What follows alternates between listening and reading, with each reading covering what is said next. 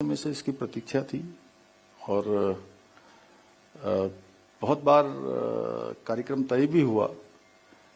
कभी गैरसैंण में, कभी रामनगर में, कभी नैनीताल में, लेकिन जैसा कि कहते हैं ना, जो विधि के द्वारा निर्धारित होता है होना, उसको अंत में यही था, आप लोगों की सबसे पसंदीदा जगह पर। क्यों मीनाक्षी जी, आप ले जा रहे थे कभी उधर कभी उधर, और मैं तो ये चाहता था कि ये जो मंथन शिविर है, इस शिविर ऐसे स्थान पर होता जहां पर हम लोग 2 दिन एक साथ रहते। अब तो यहाँ तो आप लोग आएंगे, और वैसे तो मैं भी कोशिश करूंगा कि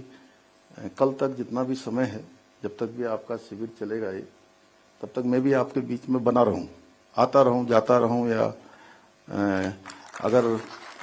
सशरीर न भी हूं तो किसी न किसी माध्यम से बना रहूं। क्योंकि ये जो शिविर होते हैं, इस शिविर सच में हम लोगों के लिए बहुत प्रेरणा भी देते हैं, हमारे अंदर ऊर्जा भी भरते हैं, एक विजन भी हमको देने का काम करते हैं कि आगे हमें किस दिशा में काम करना है, कैसे काम करना है, कहाँ पर हम खड़े हैं। जैसा अभी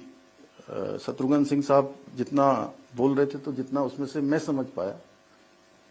वैसे तो आपने बहुत बोला, अलग अलग देशों का अलग अलग, किसी का 40 से 20 हो गया, किसी का 20 से 40 हो गया, आगे पहुंच गए। उसमें से जो मेरी समझ में आया, चूंकि मैं हेड टेल और बिन टेल, तो कई बार जब हम काम करेंगे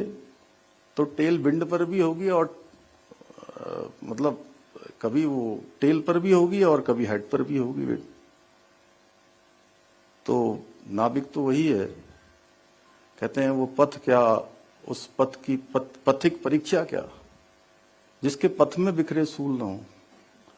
वो नाविक क्या, वो नाविक की धैर्य परीक्षा क्या, जिसके धाराएं प्रतिकूल न हो। तो ऐसे समय में काम करना है। और